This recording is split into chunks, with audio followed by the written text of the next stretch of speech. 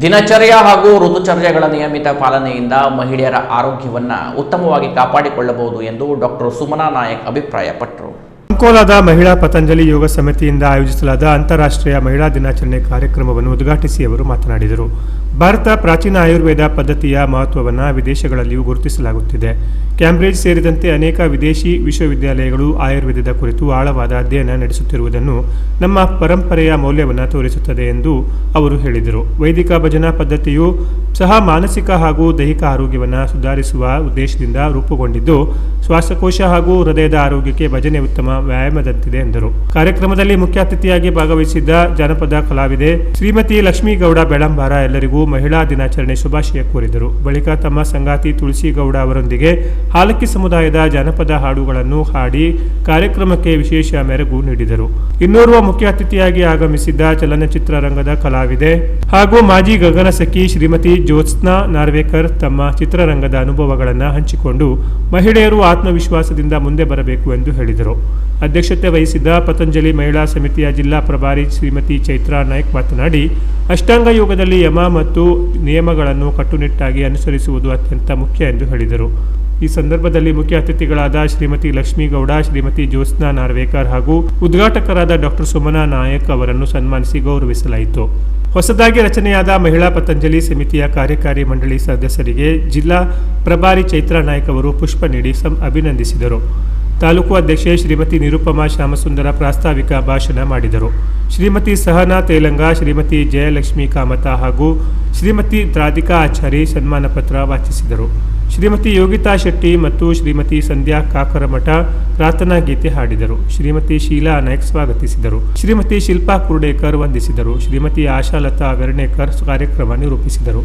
ಕಾರ್ಯಕ್ರಮದಲ್ಲಿ ಪತಂಜಲಿ ಮಹಿಳಾ ಸಮಿತಿಯ ಸದಸ್ಯರು ಮತ್ತು ಮಕ್ಕಳಿಂದ ವಿವಿಧ ಮನರಂಜನಾ ಕಾರ್ಯಕ್ರಮಗಳು ಪ್ರದರ್ಶಿಸಲ್ಪಟ್ಟವು. ಪತಂಜಲಿಯ ವಿವಿಧ ಸಮಿತಿಗಳ ಪ್ರಭಾರಿಗಳಾದ ವಿನಾಯಕ ಗುಡಿಗಾರ, ಡಾಕ್ಟರ್ ವಿಜಯ ದೀಪಾಭಯ ಮರಬಳ್ಳಿ, ಸತೀಶ್ ನಾಯ್ಕ್, ಸ್ಮಿತಾ ರಾಯಚೂರು ಸೇರಿದಂತೆ ಅನೇಕ ಸದಸ್ಯರು, ಮಹಿಳೆಯರು ಹಾಗೂ ಸಾರ್ವಜನಿಕರು ಉಪಸ್ಥಿತರಿದ್ದರು. ಟೀಚರ್ಸ್ ಡೇ ಟ್ರೈನಿಂಗಿಗೆ ನನಗೆ ವಿನಾಯಕ್ ಜಿ ಅವರು ಆಹ್ವಾನ ನೀಡಿದ್ದಾರೆ. ಆಗ ನಾನು ಇದಕ್ಕೆ ಸೇರ್ಕೋತೀನಿ. ಈಗ 9 ವರ್ಷಗಳಾಗ್ತಾ ಬಂದ್ವಿ. ಆಗ ನಾವಿದ್ದಾಗ ಅಪರ್ಣ ಭಟ್ ಅವರು ಜಿಲ್ಲಾ ಪ್ರಭಾರಿಗಳಾಗಿದ್ದರು. ಅವರು ನಮ್ಮನ್ನೆಲ್ಲ ಮಹಿಳಾ ಸಮಿತಿಗೆ ಸೇರಿಸಿಕೊಂಡರು. ಆ ಸಮಯದಲ್ಲಿ ಜಿಲ್ಲಾ ಪ್ರಭಾರಿಗಳಾಗಿ ಯಮುನಾ ಶೆಟ್ಟಿ ಅವರಿದ್ದರು. ಅಪರ್ಣ ಭಟ್ ಅವರು ತಾಲೂಕಾ ಪ್ರಭಾರಿಗಳಾಗಿದ್ದರು. ಯಮುನಾ ಶೆಟ್ಟಿ ಅವರನ್ನು ನಾವು ರೀಸೆಂಟಾಗಿ ಕಳ್ಕೊಂಡಿದ್ದೇವೆ. ಆ ಬಗ್ಗೆ ಬೇಸರ ಇದೆ. ಈ ಕ್ಷಣದಲ್ಲಿ ಅವರಿಗೆ ಅವರ ಆತ್ಮಕ್ಕೆ ನಾವೆಲ್ಲ ಶಾಂತಿ ಕೋರೋಣ ಅಂತ ಕೇಳ್ತೇವೆ. ಹಾಗೆ